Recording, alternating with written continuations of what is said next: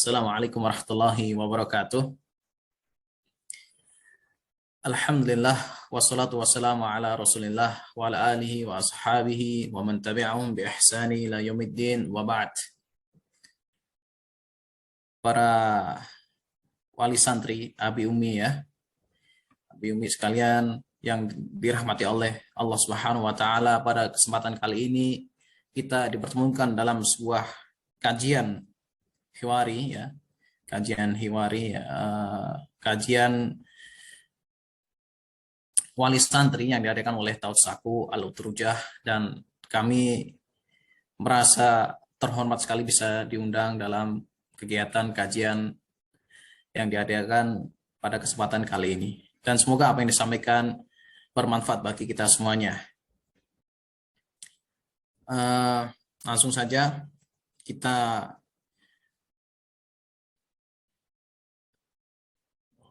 bisa dibuka ya.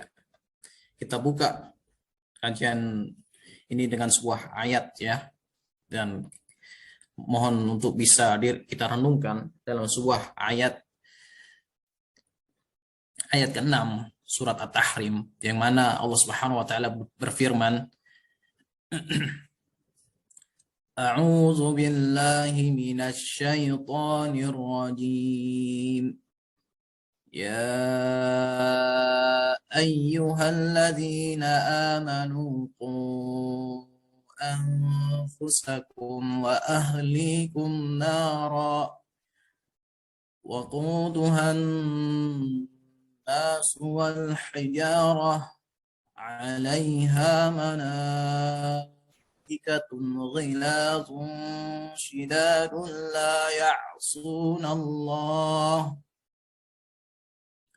لا يعصون الله ما أمرهم ويفعلون ما يؤمرون. Allah Subhanahu wa taala berfirman, kita patut renungkan ayat ini. Hai orang-orang yang beriman, peliharalah dirimu dan keluargamu dari api neraka yang bahan bakarnya adalah manusia dan batu.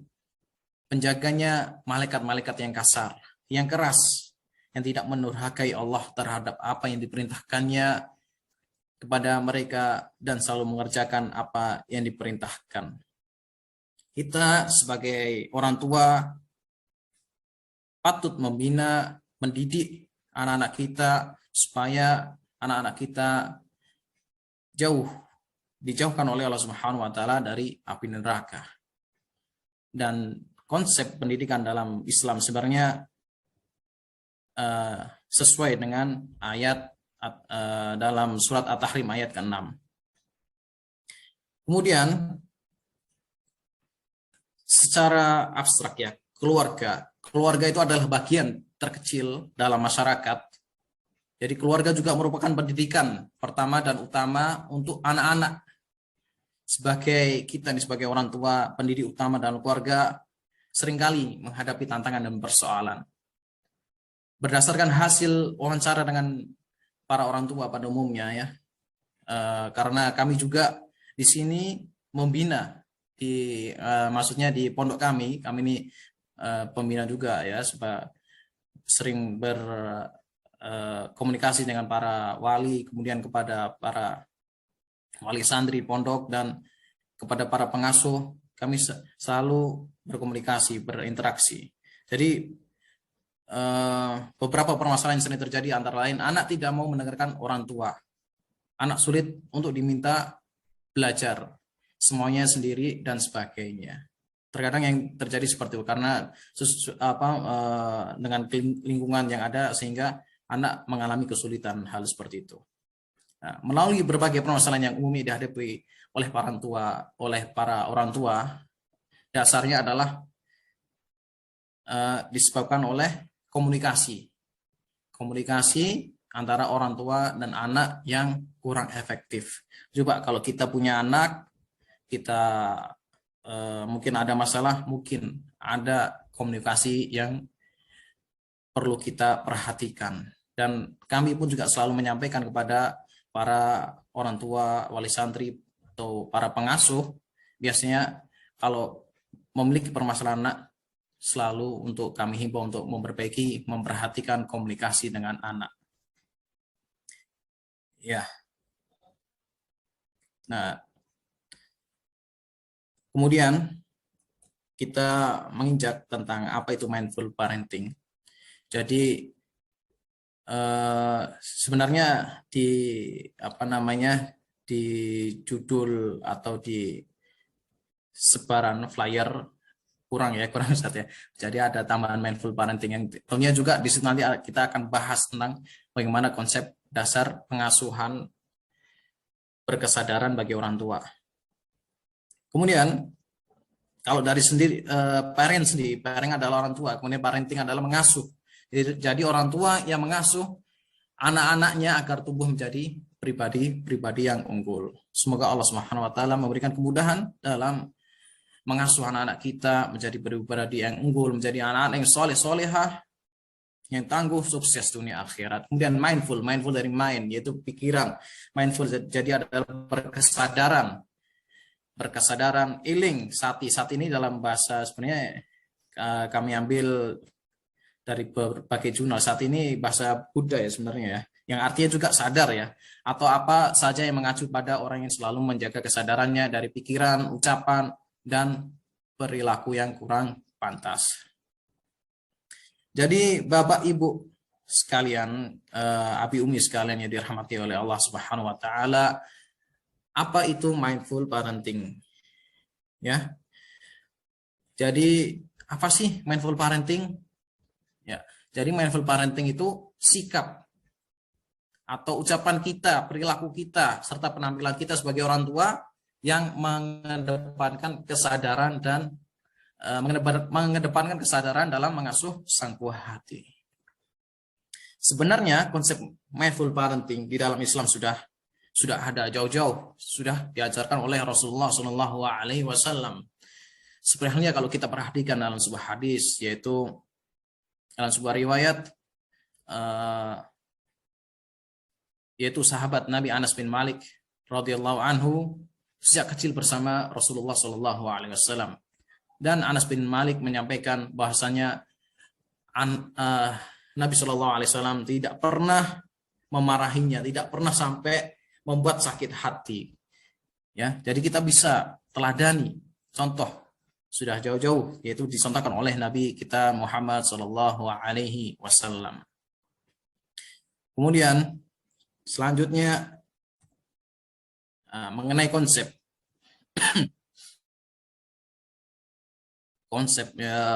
semoga konsep ini bisa menjadikan kita untuk bisa bagaimana mengasuh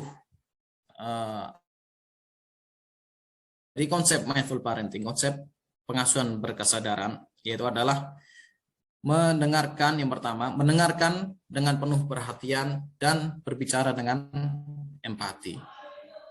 Jadi kita ini harus ketika anak berbicara, ketika anak menyampaikan, kita harus bisa semaksimal mungkin untuk merespon, menyimak anak, ya, jangan sampai ketika anak itu menyampaikan pendapatnya meminta penilaian dari kita sebagai orang tua, jangan sampai kita acuh dengan anak. Kita berusaha mungkin untuk memberikan perhatian dengan penuh empati, ya, empati. Dengan itu nanti, sehingga nanti ketika anak beranjak remaja atau dewasa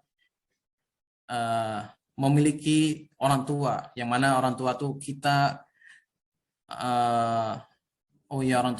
orang tua saya itu perhatian, saya curhat sama orang tua saya, jadi seperti itu, sampai anak itu curhat atau mengadukan permasalahannya ke orang lain. Kalau orang yang diadukan oleh anak itu adalah baik, ya alhamdulillah. Kalau tidak, maka seperti ya mungkin dengan lingkungannya, ya, kalau dapat yang baik alhamdulillah, kalau yang enggak itu yang kita perlu khawatirkan. Kemudian yang kedua, pemahaman dan penerimaan diri serta tidak menghakimi anak. Nah, ini penting sekali. Menerima bahwa anak-anak masa kini berbeda dengan kita pada masa anak-anak kita, ya, masa anak-anak kita yang dahulu. Penerimaan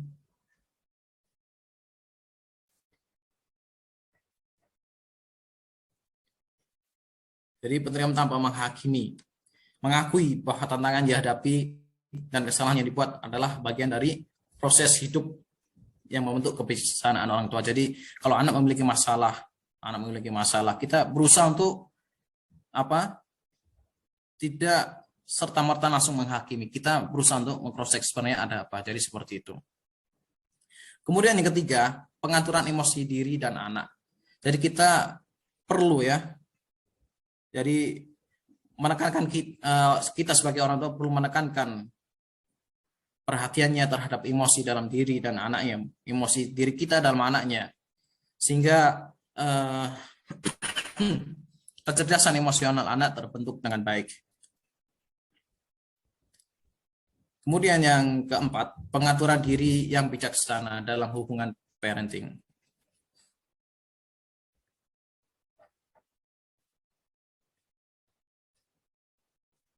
Ya, jadi yaitu suatu proses di mana orang tua tidak menunjukkan perubahan sikap yang berlebihan terhadap suatu perilaku yang ditunjukkan oleh anak. Misal ketika anak nih, kadang kita nih orang tua sebagai orang tua mempunyai masalah, beban ya, mungkin ada konflik mungkin di dalam kerjanya atau di dalam hubungan antar orang tua, dan sampai menjadi apa ya, ketika anak mempunyai salah dan sampai emosinya terlupakan oleh kepada anak ya. Misal anak mempunyai atau melakukan kesalahan tidak sengaja, mungkin ketika main-main di dekat meja dan di situ ada gelasnya dan jatuh akhirnya gelasnya. Nah, di situ kita untuk berusaha untuk lebih bijak.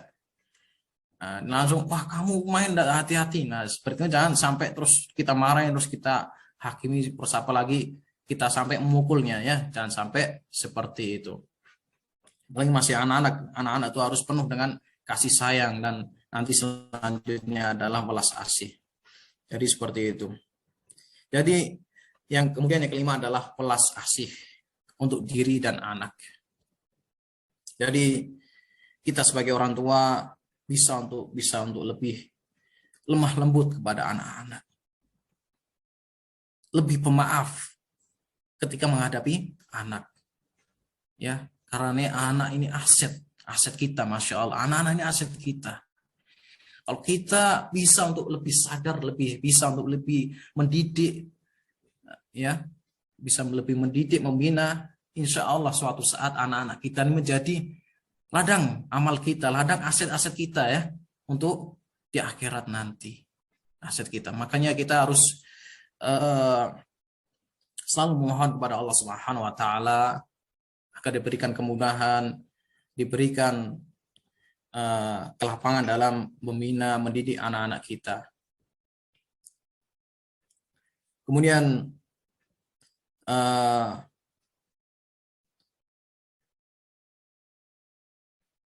ya, kita harus membangun hubungan. Intinya kita harus membangun hubungan baik terhadap anak, apalagi umur-umur PAUD ini, umur-umur PAUD.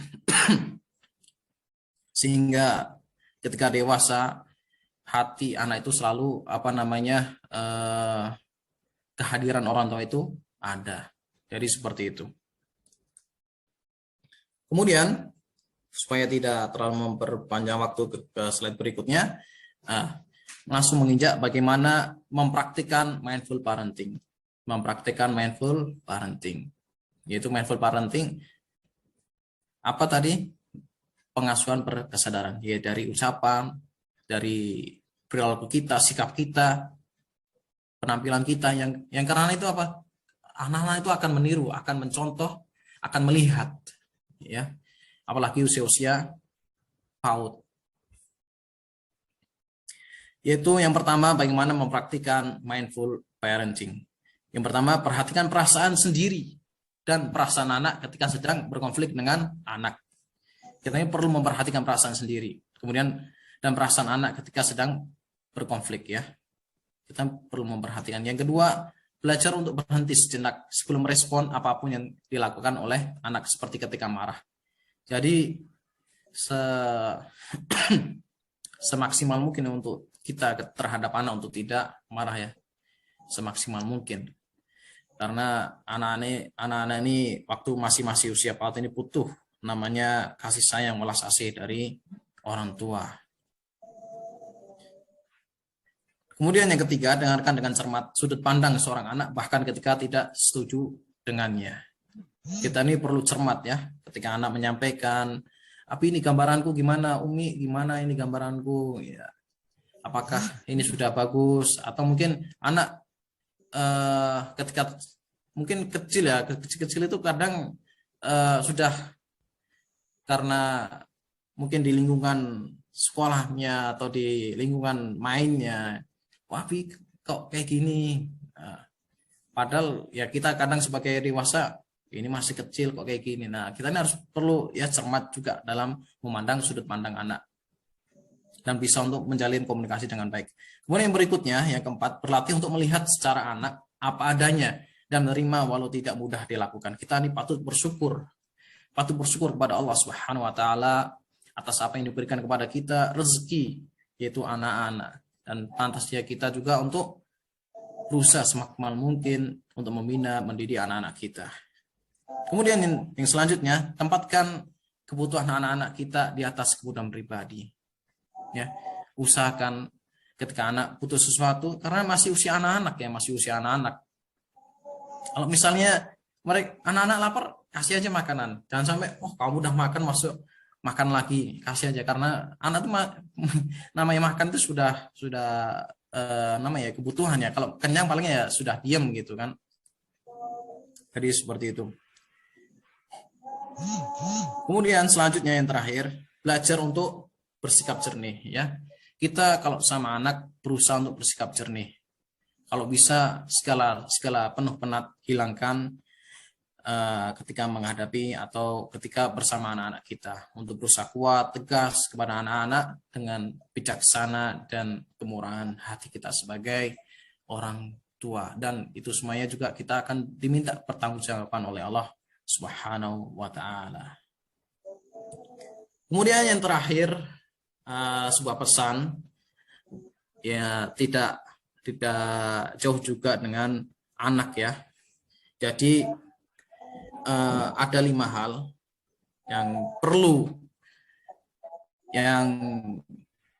kita ajarkan kepada sang buah hati. Yang pertama yaitu cinta kepada Allah dan Rasul-Nya. Kita perlu sampaikan kepada anak kita ajarkan kepada anak-anak kita bagaimana cinta kepada Allah dan Rasul-Nya. Yang kedua, ajaran Islam yang lurus, yang bersih dari ajaran yang menyimpang. Kita perlu ajarkan kepada anak-anak kita ajaran Islam yang benar, yang sesuai dengan Al-Quran dan petunjuk Rasulullah SAW dengan pemahaman para sahabat. Kemudian yang ketiga, ibadah yang benar, terutama sholat dan wudhu. Karena keseharian ya, ibadah, sholat dan wudhu. Nanti yang lainnya menyusul sesuai dengan pendidikan anak-anak. Kemudian yang keempat, tidak kalah pentingnya, akhlak yang baik. Akhlak yang baik ini sering kita apalagi kita di masyarakat, masa anaknya ngaji, anaknya bapaknya orang ngaji, bapaknya misal disekolahkan yang di Al-Quran, di pendidikan agama, masa akhlaknya seperti itu. Nah, kita perlu sampaikan bagaimana akhlak yang benar, atau mungkin adab-adab yang di sekitar kita atau di daerah kita masing-masing, yang tentunya juga sesuai syariat, dalam tinjauan syariat. Yang kemudian kelima, Al-Quran dan ilmu agama. Nah, ini penting sekali. Alhamdulillah di Taut Saku Al-Utrujah Surabaya ada. Nah, dengan itu ya, patut kita syukuri, dan semoga Allah Subhanahu wa taala juga memberikan kelapangan, kemudahan bagi para ustadz-ustazah, para pengurus Taut Saku Al-Utrujah untuk mendidik anak lebih baik lagi, lebih bijaksana, lebih kasih sayang lagi. Dan sehingga Al-Quran dan ilmu agama yang tersampaikan dengan baik dan berkah. Nah, yang terpenting bagaimana kita perlu mendidik anak-anak dengan baik. Yang pertama, anak-anak kita ini adalah titipan Allah. Hatinya masih suci sesuai fitrah. Perlahan kepribadian terbentuk sesuai lingkungannya. Makanya kita penting juga untuk memilihkan anak-anak kita lingkungan yang baik, lingkungan rumah maupun lingkungan sekolah. Kemudian yang kedua, pendidikan anak merupakan amanah yang berat. Ya, kata Nabi Shallallahu Alaihi Wasallam, kullukum ra'in wa kullukum mas'ulun an ra'iyatihi. Setiap dari kalian adalah pemimpin dan akan dimintai pertanggungjawaban. Ya, maka anaknya sebuah amanah, tanggung jawab untuk kita sebagai orang tua harus bertanggung jawab untuk menyelamatkannya dari azab Allah. Maka semaksimal mungkin untuk mendidiknya, membinanya, selalu memohon pertolongan Allah agar Allah memberi kita hidayah. Kemudian yang ketiga, yaitu anak adalah buah, ya, buah hati, buah yang dapat kita petik dari anak yang soleh. Kalau kita mendidiknya dengan baik dan selalu memohon pertolongan kepada Allah, anak akan menjadi anak yang soleh, ya, akan menjadi buah nanti di akhirat kelak yang akan kita petik. Oleh karena itu, kita sepantasnya sebagai orang tua, ya saya ucapkan terus dan terus, ya, untuk selalu semaksimal mungkin untuk membina, mendidik anak-anak kita. Semoga anak-anak kita, anak-anak Bapak Ibu sekalian, menjadi anak-anak yang soleh, solehah, anak-anak yang tangguh, sukses dunia akhirat, dan menjadi kebahagiaan Abi Umi sekalian, Bapak Ibu, di dunia maupun di akhirat. Kemudian itu ada plusnya, ya. Ini kami ambilkan dari Buletin Muslim or It atau HIT, ya, gambarnya.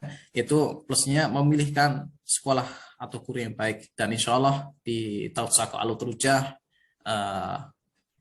adalah sekolah yang baik untuk anak-anaknya. Semoga juga Allah Subhanahu wa Ta'ala memberikan pahala untuk ustadz-ustadzah dan kepada orang tua selalu dapat mendidik dan diberikan kemudahan oleh Allah Subhanahu wa Ta'ala untuk mendidik anak-anak yang menjadi anak-anak yang soleh dan tangguh. Ya, baik, di penghujung akhir kita tutup, mungkin tidak terlalu lama, biar langsung aja nanti ke sesi diskusi atau pertanyaan. Ya, kita tutup dengan sebuah ayat di surat Ar-Ra'd ayat 23. Yang mana ini juga sebagai renungan motivasi kita untuk semangat dalam mendidik, membina anak-anak kita untuk lebih kasih sayang kepada anak-anak kita, ya, yaitu jannatu adni yadkhulunaha wa man salaha min abaihim wa azwajihim wa dzurriyyatihim.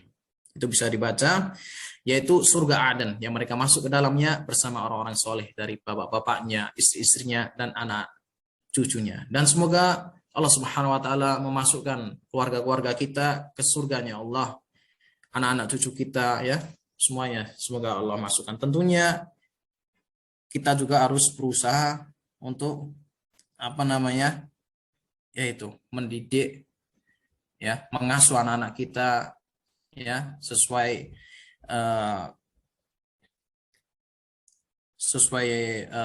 yang disampaikan tadi dengan baik. Mungkin cukup sekian. Mungkin ada sesi tanya jawab, Fadl. Ada diskusi mungkin Ustadz, atau mungkin moderator sepertinya gimana?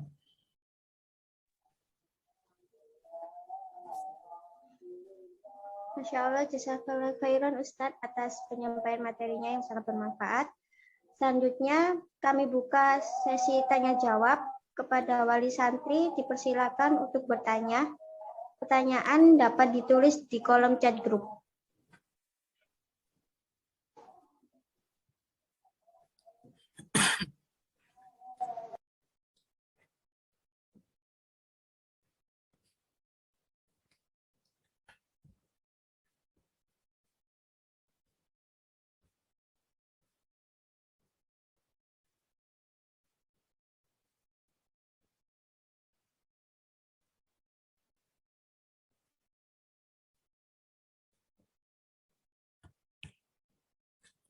Gimana Bapak Ibu sekalian? Ini ada dari mana aja nih?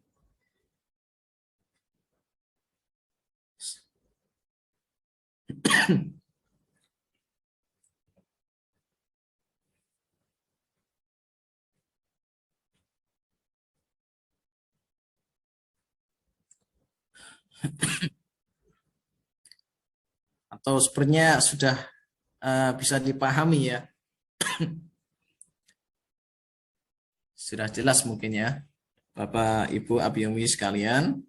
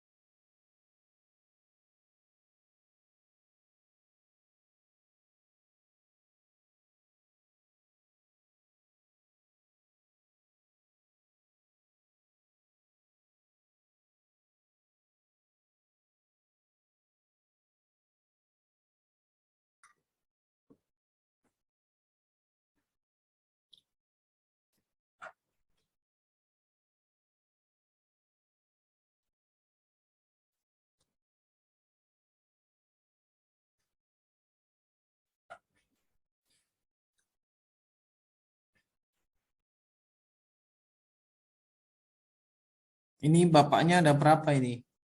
Satu saja ya?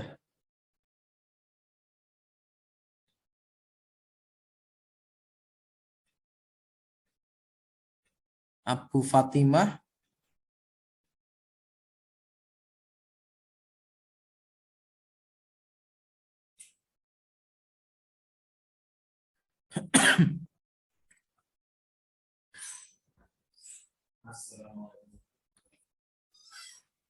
Waalaikumsalam.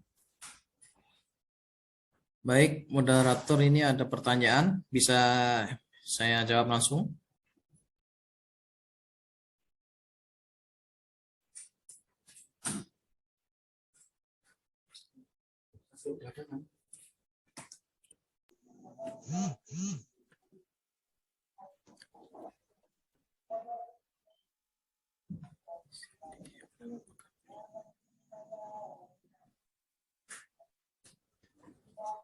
Gimana nih moderator, bisa boleh saya jawab langsung ya? Apa menunggu ini yang lainnya? Afwan Ustadz, tafadhol Ustadz. Oh iya, baik. Dari Ummu Abdullah, ya, sikap mendidik yang benar apakah boleh anak bermain dengan menghafal? Ya, mungkin konteks bermainnya seperti apa dulu ya. Kalau misal bermain eh, anak-anak lari seperti itu mungkin tidak masalah, ya, tidak masalah.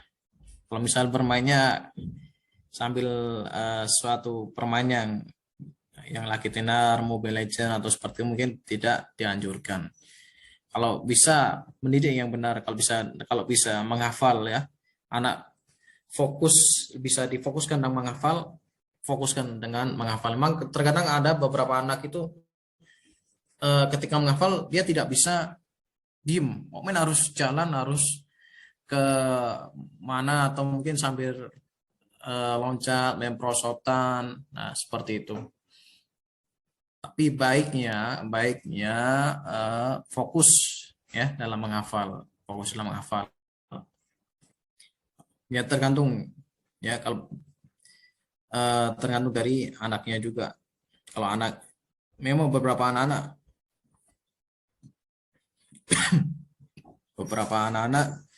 ada yang kalau menghafal sambil diam gitu memang tidak bisa. Kalau mungkin permainannya hanya permainan yang misalnya tidak apa namanya, atau permainan yang lumrah saja mungkin ya, itu tidak masalah.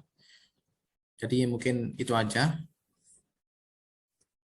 Mungkin ada yang lain.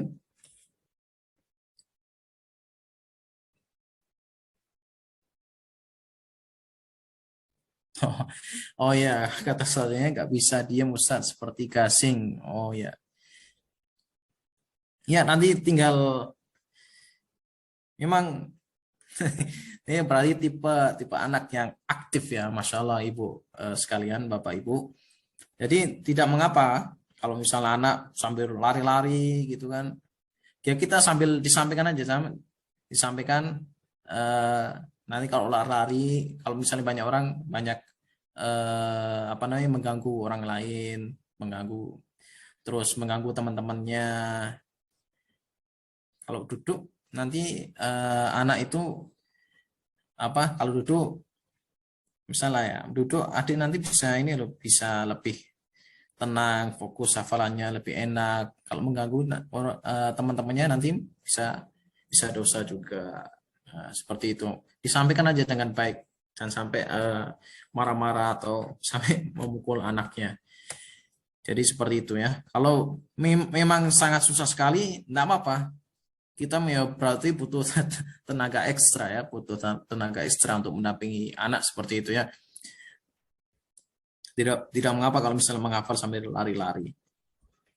Bahkan karena masih usia-usia PAUD ya, masih usia-usia PAUD, masih usia-usia bermain. Jadi tak mengapa. Ya, harus ekstra tenaganya. Baik, mungkin itu aja ya, Ummu Abdullah. Kemudian contoh kegiatan yang bisa dilakukan dengan anak untuk bisa menumbuhkan rasa cinta pada Allah dan Rasul-Nya. Kegiatan yang bisa dilakukan dengan anak untuk bisa menumbuhkan rasa cinta pada Allah dan Rasul-Nya. Kegiatan ini bisa untuk rasa cinta Allah dan Rasul-Nya kita ya dengan majelis ilmu, dengan menghadiri kita sebagai orang tua tentunya juga harus belajar ya, harus belajar. Kalau hal seperti ini kita ajarkan ya, kita ajarkan. Sebenarnya banyak sih kisah-kisah ya, dengan kisah-kisah ya, kisah-kisah para nabi itu banyak Bapak Ibu sekalian. Ini dari Ummu Hasna ya, itu bisa dengan kisah-kisah para nabi-nabi. Oh ternyata Allah dan Rasulnya seperti ini. Nah, itu nanti tumbuh nanti rasa cinta anak. Sampaikan ya, dari kisah-kisah, kemudian pemahaman-pemahaman dari sejarah atau sejarah Nabi. Nah, dengan itu nanti anak-anak kan, apalagi anak-anak itu sukanya cerita. Nah, misal kalau kita sebenarnya banyak sih kalau buku-buku kisah-kisah itu banyak terjual. Nanti bisa di googling aja yang apa ya, yang kisah-kisah yang bagus, maksudnya yang sesuai dengan riwayat yang benar, itu banyak. Atau nanti bisa ditanyakan melalui Mahsa Razi, nanti bisa saya bantukan. Itu dengan kisah ya, paling mudah dengan kisah. Atau ya kita harus mengajarkan karena tugas kita sebagai orang tua ya, apalagi sebagai ibu, madrasatul ula ya, pendidikan utama itu adalah ibu ya. Kita harus menyampaikan, mengajarkan itu dengan kisah-kisah ya. Banyak sebenarnya kisah-kisah para nabi-nabi.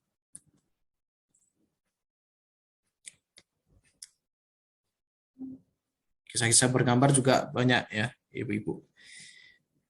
Yang bagus-bagus itu banyak yang membuat ketertarikan oleh anak. Atau mungkin melalui video juga ada, melalui video. Tapi juga perlu dipantau juga kalau anak-anak menggunakan gadget ya, perlu dipantau, perlu diberi batasan-batasannya, pengertiannya, sehingga anak-anak tidak terlalu kecanduan dengan gadget. Jadi seperti itu.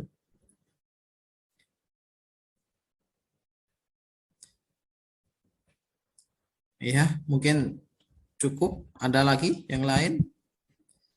Fadol, silakan.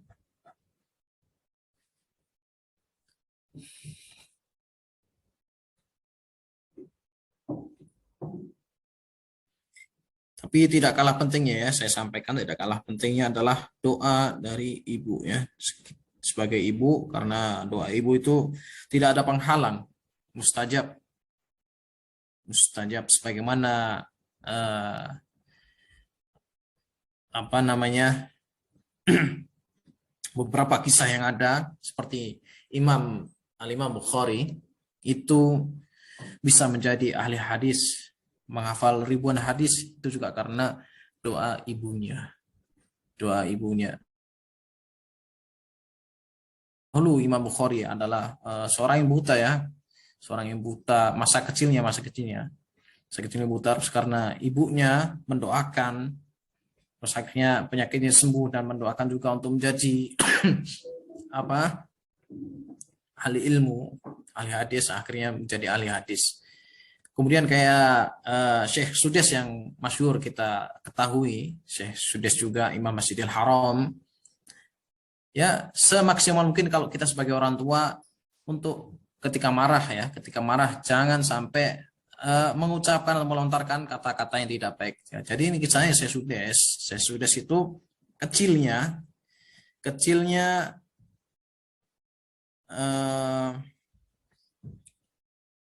sangat ya namanya masih anak banyak tingkah, banyak polanya. Ya, ketika ibunya menghidangkan untuk jamuan tamu, sudah Masya Allah, sudah rapi, sudah bagus, makanannya sudah siap untuk dihidangkan. Nah, saya sudah masuk dan melemparkan pasir. Dan ibunya marah. Ibunya itu marah sehingga mengatakan, kamu keluar sana dari rumah dan jadilah imam Masjidil Haram. Dan akhirnya Allah ijabahi dan sampai saat ini menjadi Imam Masjidil Haram, Masya Allah, tabarakallah ta'ala. Dan ini sebuah kisah yang patut kita perhatikan ya sebagai ibu atau orang tua. Jadi seperti itu, seusahakan mungkin ketika marah anak sampai melontarkan kata-kata yang tidak baik. Jadi seperti itu. Kemudian Bismillah dari Elvina ini. Bismillah, afan Ustaz, bagaimana anak sedang tantrum dan karena kekurangan kesabaran saya kadang ditinggal atau didiamkan, dibiarkan sendiri. Bagaimana cara yang paling efektif untuk menenangkannya? Anak tantrum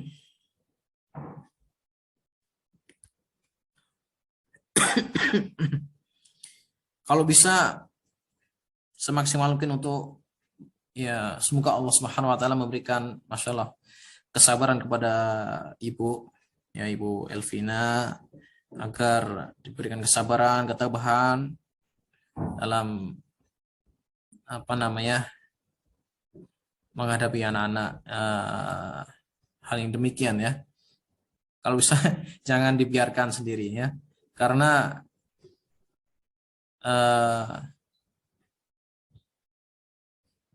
nanti kok hubungan anak itu nanti hubungan batinnya nanti akan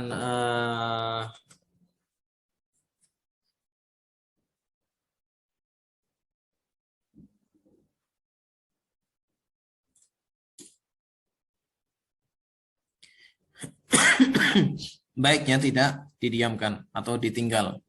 Kita ya berusaha semaksimal mungkin untuk menghadapi anak tantrum ya, bersabar.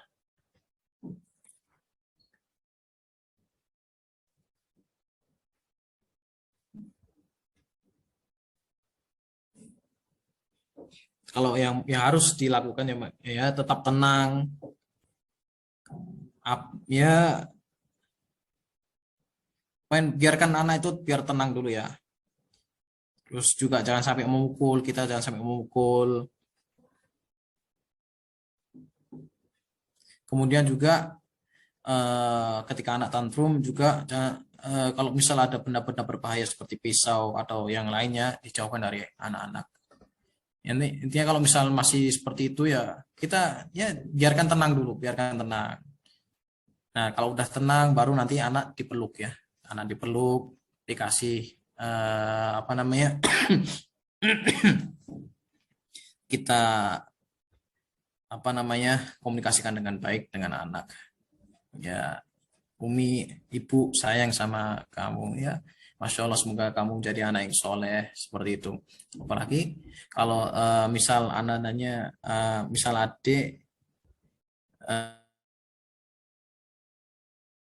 di selalu seorang ibu selalu apa memberikan welas asihnya ya, kasihan. Intinya jangan sampai anak itu jangan sampai kita tuh sampai marah dan eh, dijauhkan benda-benda apa yang berbahaya di dekatnya. Jadi memang susah sih didiamkan terlebih dahulu untuk ya, semoga Allah Subhanahu wa taala memberikan kesabaran untuk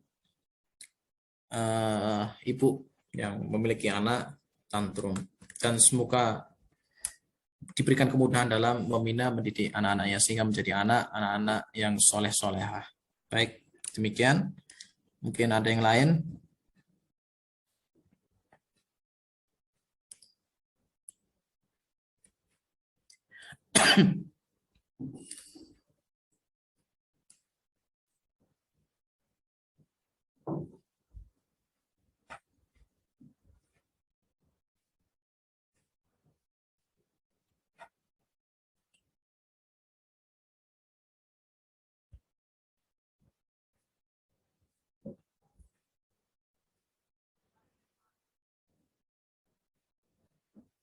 Mana moderator atau mungkin sudah cukup?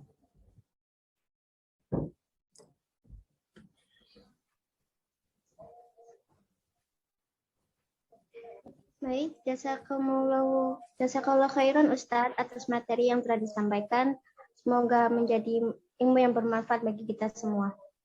Alhamdulillah, pada sampai di penghujung acara, saya selaku moderator, mohon maaf yang sebesar-besarnya jika terdapat salah kata yang tidak berkenan.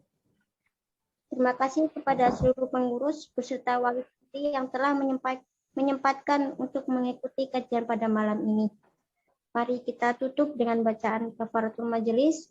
Subhanakallahumma wa bihamdika asyhadu an la ilaha illa anta astaghfiruka wa atubu ilaik. Assalamualaikum warahmatullahi wabarakatuh. Ya, sedikit saja saya sampaikan. Mohon maaf kalau ada materi-materi yang kurang atau ada kesalahan. Mungkin saya ucapkan terima kasih kepada Tautsaku.